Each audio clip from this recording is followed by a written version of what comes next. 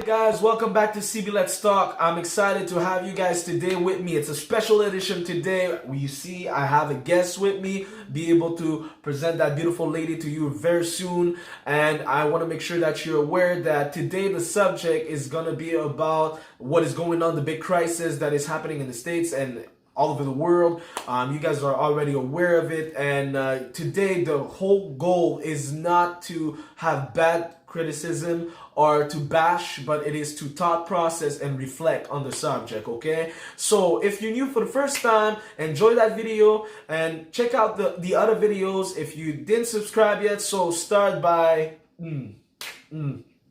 subscribe. Come on, subscribe. Subscribe. Okay, so here, the beautiful lady that we have on the platform today, it's nothing more than my beautiful wife, okay? She's married, not single, okay? Good, we got that straight. All right, so present yourself so people can get to know you today.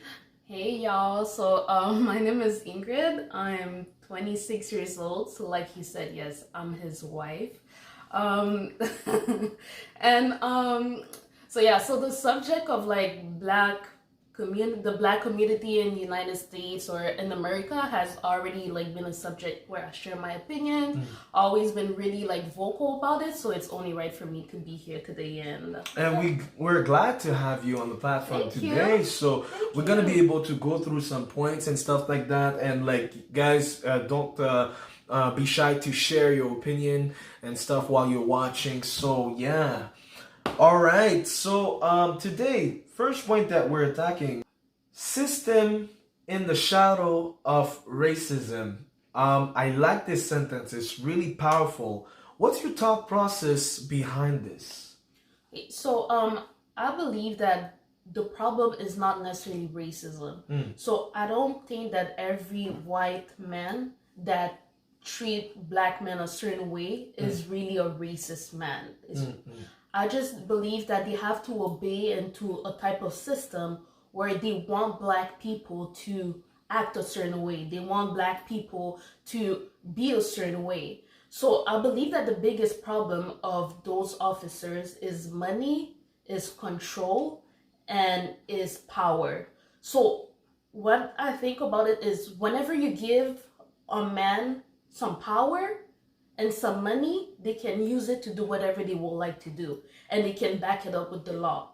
So that's what I think that those officers are doing. And the reason why I'm also saying that is because I've seen a lot of video where it's a black man that's treating a black officer that's treating another black man the same way that white people is treating us. But the media is not really going to portray that. But what makes a black man, knowing the situation that black people are in America, treat another black man that way if it's not about having that ego or having that power over that person? Okay, so just making sure that we understand very clearly what you're saying right now. You're saying that racism is well alive. It's not like it's not existent or anything. We're not having an illusion of, but that it's probably not the main thing. Like exactly behind racism. So as we said, in the shadow of this of racism, there's a system. There's something that is already in place that is bigger than what we see. So behind the scene, and you said that it's possible that cops are giving that direction to do certain things because of power, influence, money. So explain a little bit more what you mean by that.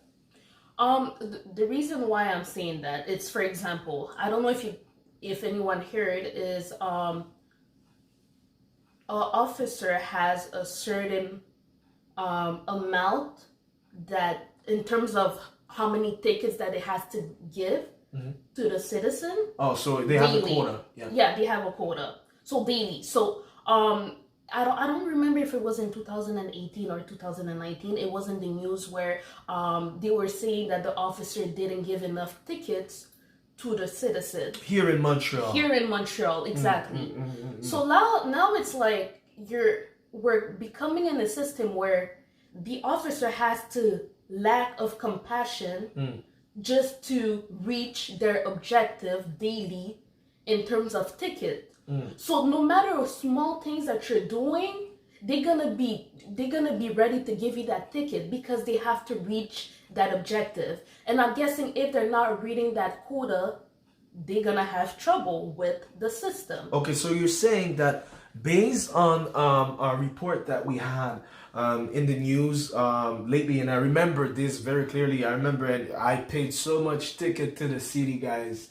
I cannot even tell you how many tickets. Yo, the city made money with me, man. I'm frustrated. Okay, but yeah, like honestly, I know I remember that, and I remember watching this. I think we were even together. We were like watching TV, and they said like they didn't meet the criteria. They didn't meet the quota for the end of the year, and it was like, what, are you serious? With all the amount of ticket that we're receiving, like people are complaining, like we're paying like huge money, and it's sometimes it feels like it's stupid. It feels like there's not even a real reason for the ticket. It's parking ticket. Many Montreal people got ticket for parking. Okay, many, and then like sometimes it would be like one small mistake, they will be ready to give you that ticket. I mean, don't get me wrong. You make a mistake, you have to you have to commit for it. You made a mistake, but like finding every little reasons to give a ticket. I remember I was rolling at 12 a.m.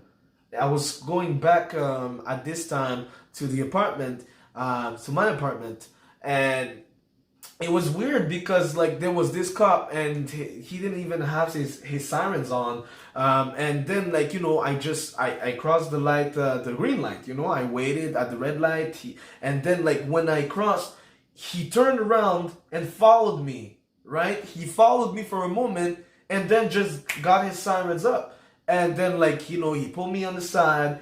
And I was like, "What's going on, officer?" He was like, "Oh, we're patrolling. We're just making sure everything is alright. It's late, and some people like they sometimes I don't even remember what he was saying, but he had no real reason to stop me at that time, right?"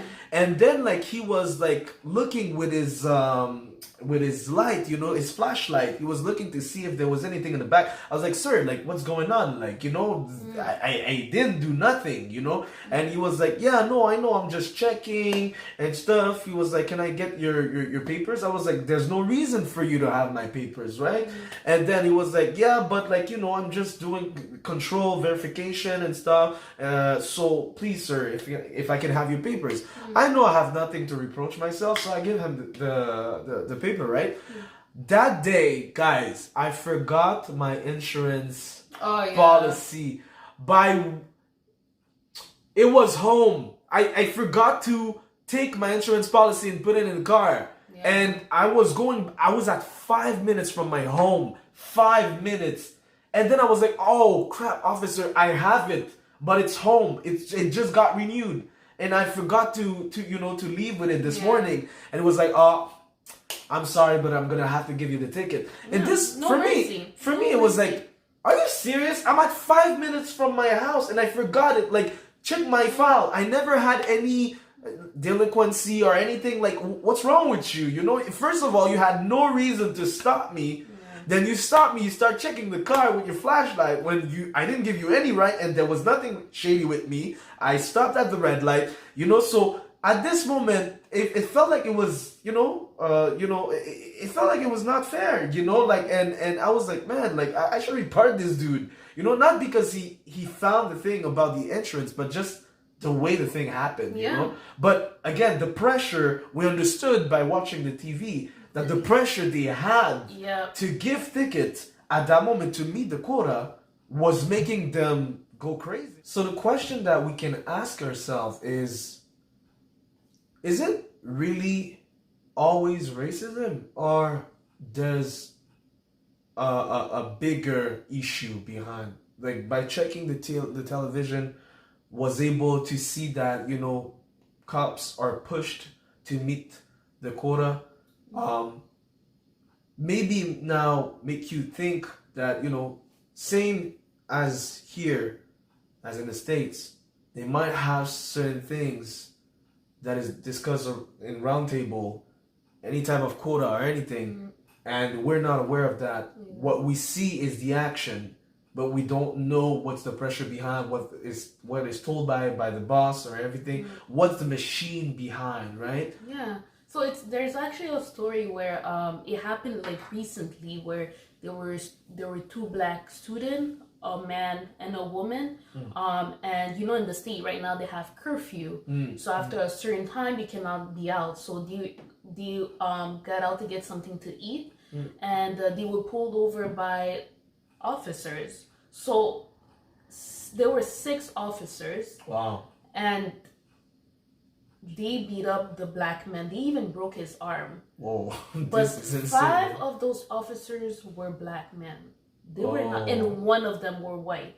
And the person, the officer that pulled the black man out was a black officer. So it's only to say, like, what are they teaching them to do? Why are they teaching them to act that way? Yeah, and it's funny that you're mentioning that, because it's crazy. Like, you're saying that there are 5, actually 6. There are 6 There are officers. 6 officers.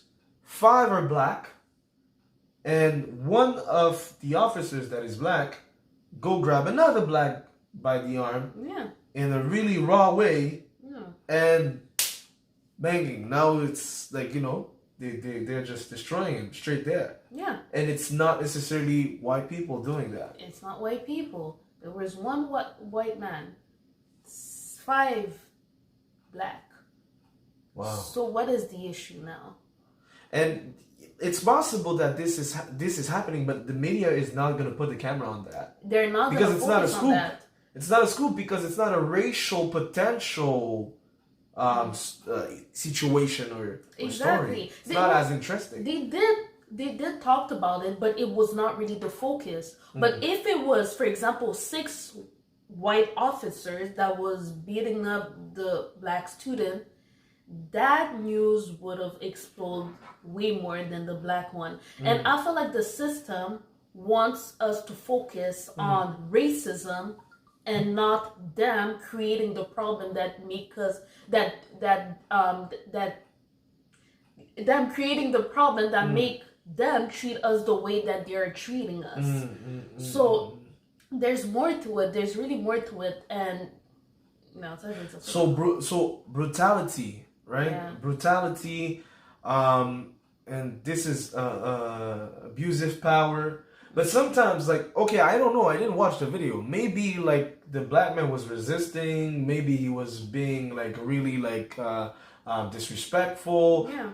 I don't know, because honestly it's hard that you won't see people resist like when officers pull by, right? Most of the time, let's be honest. Even if they resist, is it normal that 6 men has to get on No, that it's not. man? That man No, was it's not. even that man. I'm sorry, he was skinny. Like, he was not like a build man. Like, So it was too much. It was way too much. It was way too much. 6 men on one person. So being so abusive, is it a normal practice for the cops there, or is it something that they're taught? Is it because they're fed up? What are they fed up of? Like, nothing justifies this action. Like, you should never treat another human being this way. Even if they're being arrogant, like, you still the cop, you still have to show a certain dignity. You still have to make sure that you show people that you're there to protect them, not to arm them. So I don't agree that in any circumstances they would be so brutal, but what is really happening? Like, is it right to use that and like hurt people? And while you're saying that, it also bringing me to think that that black on black situation, you know, we're talking a lot about racism, but I saw many people discussing about the fact that why is it not pictured or put in highlight the reality of black, you know, being bad with other black people? Like, you know, we are to support each other, right? But why, like, was it normal for people to stand against their own people, and when it would be someone of a different color, it would be an issue, you know? Yeah. Like, and we're not even gonna talk about gang members that have been killing each other for like years. We're not even gonna go there. Let's talk about all those reality shows that is willing to portray black men or black women a certain way for money. Like, for example, a reality show, oftentimes it's scripted. So they have to create drama for them to get paid. So the more drama, it goes by season. The more drama that you're in, the higher the paycheck is gonna be. So when you see Love and Hip Hop, Bad Girls Club, what else? All the other reality shows that I'm not even really gonna think about. When you see all they do is fight, throw drink. All they do is like that's supposed to be a platform from them to push forward their business, to push forward whatever they have going on. But now it's only portraying black women and black men a negative way. And oftentimes they're signing up to that show just to get paid because the paycheck can be good. And the worst is that the person that is behind, I don't know about Bad Girls Club, the person that is behind Love and Hip Hop is a black woman. So it's a black woman that created that show. So you're really okay by going out there and make black people look a certain way and making them fake everything just for the dime? Like, come on, that's... It's interesting that you bring that because, you know, like what is hitting us in a specific way, our culture, we have a beautiful culture, don't get me wrong, we're good at many good things and stuff, and people know that. The thing is, you know, what's that series, The Oval, Tyler Perry, something like that? Yeah, Tyler Perry, right? The Oval. It's funny because I went to the barbershop, well, not now, obviously, quarantine, but well, past quarantine, but you understand what I mean, okay? So I went to the barber at that time. It was, I think, 4 months ago, maybe, or something, 3 or 4 months ago. And I remember the lady that was there. She started speaking about the Oval, and people were commenting, like, you know, on the series and be like, "Yo, this is weird." Like, you know, Tyler Perry is such a drama guy, you know? And then, like, she was like, "Yeah, this is crap, man. Like, this is how you portray, like, the black woman being the wife of a president? Like, why she had to be so ratchet? Why she had to be so, you know?" And I remember, like, you know, I was just listening to what they were saying, and they were frustrated because they were like, "I understand, like, you know, it's just a show or whatever, but this is how people see us, and in many series, this is how we're shown. So, like, you know, there's no real respect there, you know, like, that's what I think you're trying to say, in the sense that, you know, we want to start having a better image of you know what we're projecting, and it doesn't matter to what is going on, in the sense that there's no good reason to mistreat someone. But, like, of course, we have to help ourselves. That would help. Let's help ourselves. Let's build together. We already have a system that it's against us. Let's not destroy our image by doing other things that doesn't help us neither. So that's what we're trying to get when it's saying black on black problem. And what I was also about to say is, don't get me wrong, I used to watch those shows because it's entertainment, and that is the problem. It's entertainment, you're laughing, you're thinking things are like so stupid, so you're like being entertained, and you're being like attracted to it. But when I step back, I realize, like, man, that is killing me. That is killing my soul, because it's not that doesn't educate me, that it's not instructive for me. It's only destroying me and making me, I'm being influenced for me to be able to act like them. So that is not a good show for us. That is not a good platform. And even, I'm sorry, the rap industry, that is something else. Like, talk Cut. No, I'm kidding. I'm kidding. rapping about drugs, rapping about how many women you slept with, rapping about the money. That's not gonna help another black man, especially growing up, not having things to eat. That's not gonna help them. That's only gonna make them do some things that they're not supposed to do. It's really destroying our soul, and we need other things that can nourish our soul, that can make us be better, instead of just killing us. So, if I understand what you're saying, you don't have a problem against rap. You don't have a problem against the art. You have a problem against the message. The message. And you do think that if we had a more positive message for a community, of course it would turn out to be better. Yeah. It's true. I have many times heard, like, younger, kids, they're listening to such crap, man. I'm not gonna name any crap, okay? But I'm just saying, like, when all the words that you hear is I beep that and Percocet. like whatever it is, like, it's not the message that you want to leave to the younger generation, knowing the crisis that we are already facing. The situation that we're facing, this is probably not the best promotion that we can set as an example for the younger generation coming. We're talking about making people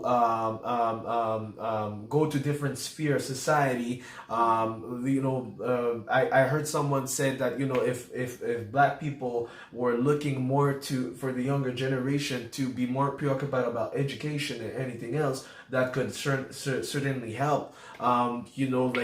Many things that we can promote, but like the influence of the media, the influence of Facebook, Instagram, the influence of all the different platforms, social media, news channels. Like, it seems like people are more preoccupied by different postings, more preoccupied by many stuff, more than their own community, more than really, like, you can change that at your advantage. You can use this as your tool and use it in a very great way to give positive and great result. But at the end, it needs to be well managed, right? And when I think that is really sad is that, especially in the States, a lot of black men grew up in poverty. So they didn't have nothing to feed, so they will do anything to have money. So even if it's killing your neighbor, they're gonna do it just to get that check. So I believe that a lot of rappers in the industry, they know whatever the message that they're bringing, it's wrong for the children, it's wrong for the next generation, but they're still doing it because they know that that's what's selling. That's what people want to listen. They're not really gonna listen to what they need, they're gonna listen to what they want. So that's gonna Would you sell your people over money? Exactly, that's becoming this. You're really selling your people over money. It doesn't seem it like that, but that's what it really is. Because a lot of those rappers, they don't promote the message. They're not even promoting their own message, but they're doing it because they need that paycheck. And the thing is that, is it really worth it? And then you're gonna see Black Lives Matter. You're gonna see Black Lives Matter, but you're not helping. It's really hypocritical, to be honest, because you cannot trying to help a nation that you're also destroying. Like we have to do better. Young black men in the state needs role model. They need good role model that will help them, that will help them see bigger than rapping and being an athlete. Like they need to see bigger, but who is really there for them? That is one of the big issue on black crime, and we're not only talking about gangs. Gangs, we already know it's been there This for is a long another time. story. Yeah, that And everybody. it's not to say that it's not important, but it's not important. We but already it's know nothing, that. Yeah. it's nothing new compared to like all the other things that a lot of people don't talk about. Black on black crime does not only associated to gang members. It's related to all the reality show that is portraying black people a certain way, the industry, and there's more to it. Jealousy, money Yeah. pursuing, and this is a problem that every race have actually. Like human beings are really money driven. Yeah. These days, like I mean, at any time in the history, but like like today you see people are ready to do a lot of things for the paycheck. They're ready to, Yeah. So I believe like the system is already trying to keep us captive, but we're already doing it to ourselves. The system don't need to do much because we destroying ourselves. And let's take an example of like Nipsey. Nipsey that passed away last year. And he was actually an activist. He was helping the next generation. He was educating the next generation on what to avoid. He was trying to educate those young children, be there for them, and he was also trying to fix the relationship between the cops and the people in his neighborhood. So it's so weird that this man that was bringing so much change in his community got shot. And I don't believe that it's out of necessarily jealousy or it's out of a problem that he had with somebody else. I honestly believe that it's the system that's trying to shut him down. Because if you kill the person that's bringing the change, what you're gonna do? You're destroying his whole plan. So his death, I don't think it should go unnoticed. I don't think that you should just listen to what the media is telling you because it goes beyond it. And listen, we're talking about the system. Well, guys, get to know what the system is about. Get to know what's behind the scene. It's not our job to go in any conspiracy theory or anything, but it's just like it's for everyone to do his homework and get to understand like what is going on, like what's the shady things that are happening in the background, because we clearly see that it doesn't just have to do with cop situations, but there is a full system and there is a lot going on, and as you said, black people a lot in the state, we have seen that are kept, everything is made around to be influential, but in the bad way, to keep a certain mindset, a certain mentality, right? And breaking out of that is, it's something that really takes a lot of courage, that takes people to stop and think, to process, really, and to understand the bigger picture behind, not necessarily just see racism, but what is the situation, what is really behind this, like who is leading or what is leading those different events to take place the way that they take place. They always say when you want to know a little bit more about the situation or the story of someone, you want to get to know the roots. You want to do researches and get back to the earlier events of their lives. So, talking about all this, what is one of the last things that you would like to leave people with today? I will say to go beyond whatever the media is telling you. Do your research. Whenever there's a situation, just don't go about whatever the media is saying, because honestly, sometimes that can bring division, that can bring hate in your heart. I used to do that before, and I won't lie, because of everything that is portrayed by the media, it gave me a lot of hate against the nation, that it had no place to be there, because I was not doing my research myself, and that can be toxic. It's just about being toxic. And yeah, it can really like get you all wrapped in your emotions. Exactly, it can make you so it can be so emotional. And also want to say that, like, sometimes the media wants you to think that way. There's like, they want you to think that there's only one way of thinking, so everybody should have the same thought, everybody should have the same state of mind. And a lot of time, for example, if you see, if one person take different way than a mass of the population, they're being called, especially whenever you're a celebrity. So as a celebrity, you're forced to think a certain way. You're forced to do things a certain way. And because if you don't do it a certain way, or if you don't think a certain way, yeah, exactly, and you're the issue, and they're gonna try to like cancel you, like, which that shouldn't be the case. Everybody's entitled to have their own opinion. Again, there's always that plan, that mysterious plan behind all actions that are taken.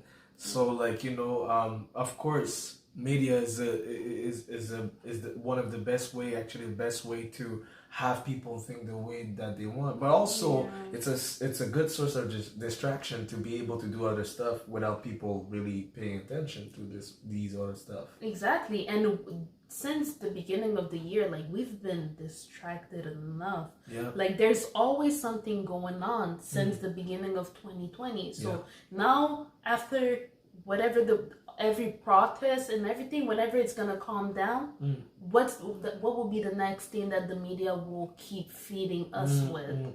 Like, that for real, it's just be careful, guys. Yeah, and you know what? We did target. I'm not target. We did aim. Our community. We want to make sure, like, that people stay strong, and people have a different way of dealing with the situation, not be narrow-minded, but like be able to go above and beyond, like, yeah, exactly what is shown. And it's good also for every nations, right? We want everyone to be able to understand that every lives matter at the end. It's really important, because sometimes we have seen in history, sometimes, like, it will be a certain nation that will be aimed for that will be a target for whatever specific reason. I remember, like, for the things that happens, like, with the States, and all kind of this thing related to the bombings and stuff like that. And we had a certain views on certain people, certain countries. So like, this is what is destroying humanity, right? And we want to be able to go over that. So what we think is come outside of the box. Also, if you want to be something in life, you want to be a positive changer, positive asset, like, please don't feel any kind of limitation. Even if it's the case, find your way in, break through the system, because honestly, life is about surviving. Life is about surviving, and you're the real only obstacle to your path. If you have skills and strength, and you have plans, you can search for people that will team up with you and make it go forward. If it's a place where you're working and you feel limitation, you can just set yourself in different ways. see the different opportunities and see if there's no open door somewhere else. But you know, like, don't limit yourself for your color. Don't limit yourself, and no matter who you are, you know, like, whatever opportunity you have, just keep pushing. Just keep believing that you're capable of doing it, right? And like this is what we want to come with today. We want to come with a more clear vision and saying that yes, like, you know, we're not just protesting and fighting. We are understanding that there's a bigger purpose, there's a bigger reality behind everything that is going on, and we'll be smarter, we'll be more adapt, and we'll be discerning better, and we'll know how to be game changers or movers in the situation, right?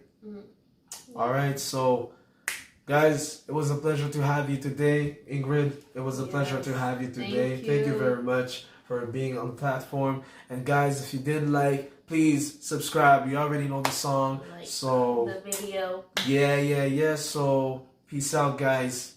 Bye.